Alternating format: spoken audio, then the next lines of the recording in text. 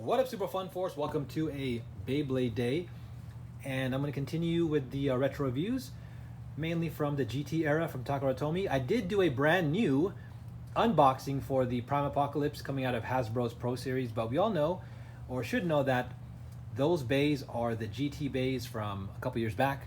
And here's an original Master Diabolos, and as you guys know, this is also available in Hasbro's Pro Series, but I recommend buying it from an importer, either the Japanese or Korean version, just make sure it's Takara Tomy, because dude, you get a launcher and you get this awesome generate driver right here. So let's take a look and let's see what it's all about. And here we go. There's Drum and Vault, favorite characters, but I do prefer Drum, aka Dante in the American version. But yes, look at this. Packaging's still pretty nice, so maybe I'll hold on to this. So let's take a look. I will let me actually slice it open for everyone. That'll be pretty quick, and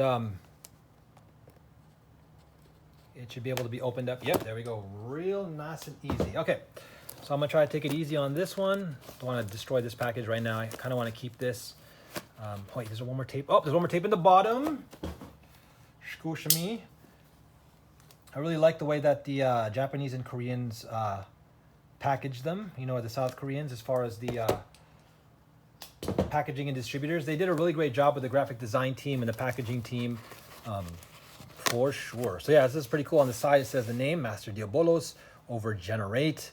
It shows you the Ace Dragon GT right here. And ooh, we get all this stuff. I wish we could use this stuff. Again, we can't because we're not in South Korea or Japan, but you get like QR codes, you get coupons and all this cool stuff. Man, well, how awesome would it be if Hasbro just supported the simple like handling of importing and working with Takara Tomy, get it all like going over here in the United States like they do in Korea and stuff like that. And oh my goodness, there's one more tape at the top. Keep forgetting. This is, though, the tricky thing is that the Hasbros are doing a better job with, like, you know, the packaging kind of opens up, I think, just one place too, but it's fine. Like I said, these ones just look way better. All right, well, there we go. I'll get rid of all of the inside, don't really need it. But yeah, this is an original Japanese packaging again, as you can see. And this is B155. Wow, we've come a long way, guys, into Dynamite Battle BU Ultimate. So I'll just put that here for a second. And that's what you get when you open it up. Again, they give you the stickers in here, the instructions, and all the rules and safety information in Japanese. Again, I do know how to read hiragana, so eventually I'll be able to get better at doing that and translating some of it. Really cool. Okay, so they show you some combos in here and all that fun stuff. I'm going to keep this sealed for now. I will put the stickers on eventually. But wow, look at that. So you know what's funny? This is going to actually be my first official GT string launcher, because I actually only got one of the sparking launchers. I got the left spin one, which I think is still fantastic with the gimmick, although the strings kind of get worn out. The right spin one got from my nephews. So at least we kind of have a set between the two of us, but I also didn't get a string launcher from what's that called? From GT, or I didn't, right? So the only other string launcher I got was from Quad Drive, which is almost like a direct copy of this. Not quite, but it's very similar. We can probably take a look at that really quick, because I can grab it right now. But like, let's take a look at the key differences here. But yeah, this is the launcher. The Diabolos one, as you can see, is black, the Master one. And that's fine. That looks super clean. Everything else I have is like super colorful, and I prefer colors, but you know, it's nice to have at least one that's like black or something. So as you can see here, Quad Drive did try to, you know, copy probably the basic mechanism, the guts and everything, but yeah, this is really cool to see this. This is wow. Okay, so this is only a right spin launcher, or no, this is how you switch it. You know, I've never even used this thing, because I see up here, and then you probably do this. Yeah, no, that's awesome. So just like the Hasbro one, you just flick this. This is kind of cool, you know. But this mechanism just looks real nice. I'm so happy to have this. I might want to even get a second one just to have two of these. Obviously, these aren't. That's so good, man. They're not as strong as the current, you know, Power Gears, but for me, it's important to play GT with what's available to GT. I think it's fine to sometimes maybe just do a freestyle tournament or just casual gameplay where it's like, hey guys, let's just mash up our parts however we want. We can use a GT Bay, we can use Dynamite Battle Driver. You know, obviously you can't mix and match like forged discs or like chassis from Sparking, but you know, kind of using newer drivers with some of the older parts, and then using the more powerful launchers with the older bays. But I kind of like to keep it relatively, I guess, in the same power level, right? So only using GT bays and up to GT bays and stuff and parts, never using things before that. And that also means using launchers that are at the same power level. Right, so it's like if we're playing with GT, then we're going to use GT launchers, you know. So I do have the swords. That's what I use a lot of. I use the swords from this era, but now, like I said, I finally have a string launcher, and this black one looks super, super slick. But there is an interesting way to attach the grip on the bottom. Maybe I'll buy an extra grip, because at least you can add that here. It doesn't have all the connections at the. Well, actually, no, it's fine because this will have a connection. Oh no, it does have a side connection too, so that's not bad. You can actually do everything with this, because I was gonna say these ones have 1, 2, 3 connection points. This one only has 2 though, because obviously the one side is for switching between the launch styles. So, but there you go, man. This is super stealth looking, and I don't mind having these in black for sure. All right, and now, enough said there. I'm gonna finish this video. I won't take too long, but let's take a look at the master layer. Again, never had this one. I have it for Hypersphere. We'll take a look at that maybe. Well, it's fine. I'm just going to go into this one here. Sorry, let me slice these open again too. Because the plastic is like super stretchy. And then my gloves are kind of slippery, so it's not very easy to rip it open. But once I just put a nice little opening right there, then it's no problem. All right. So there's that one. I know there's like an air hole right there, but then I just, where did I hide this one? Oh, right there.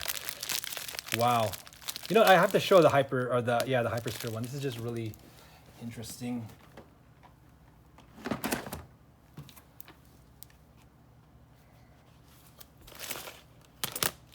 In the meantime, we'll take a look at the weights. So the Generate,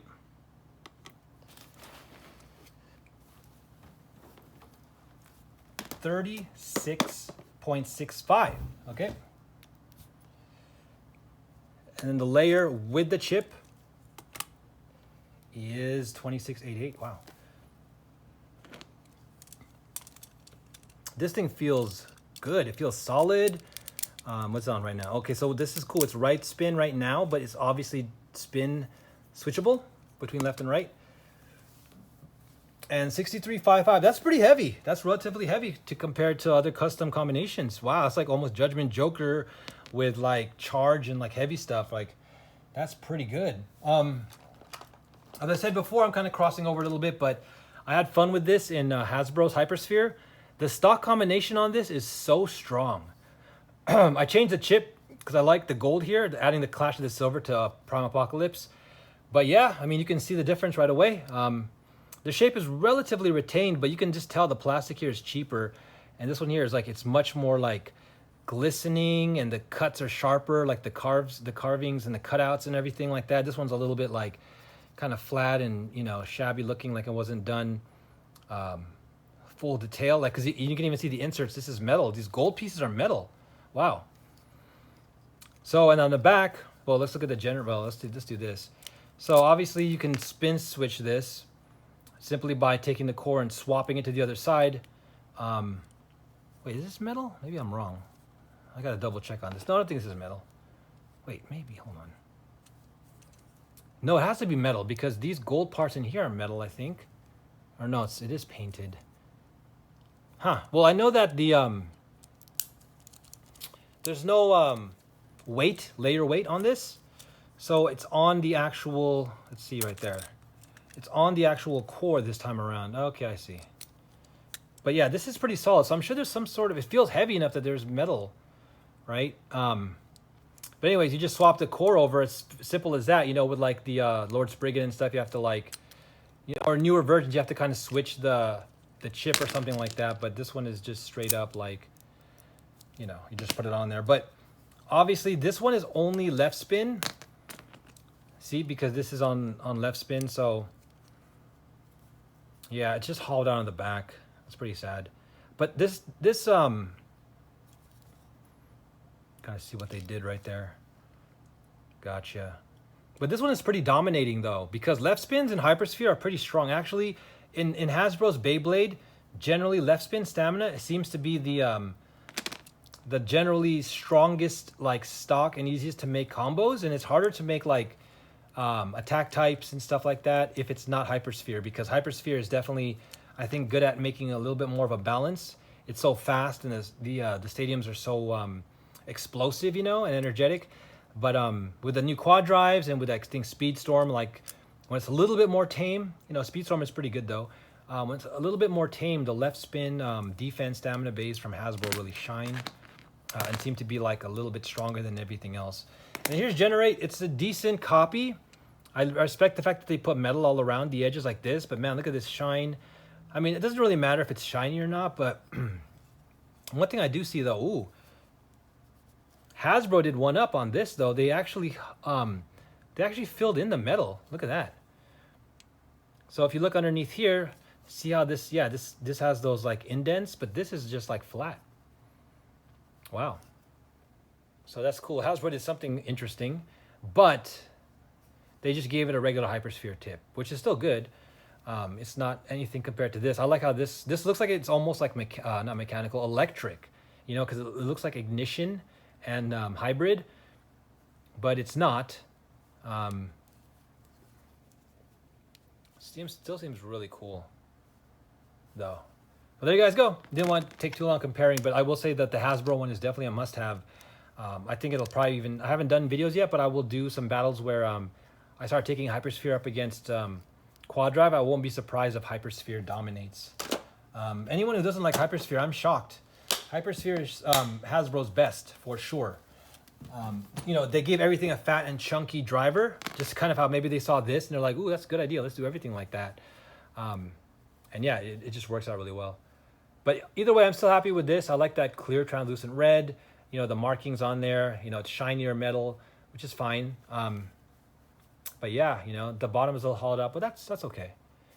It's not going to affect it either way. And yeah, the layer feels so solid compared to other ones. I mean, obviously it's not hollowed out because it's super thick, because you have to make sure that it's on both sides, right? Because even some, you know, some of the GT bays, like the Union Achilles, you can see there's a lot of hollowing underneath them.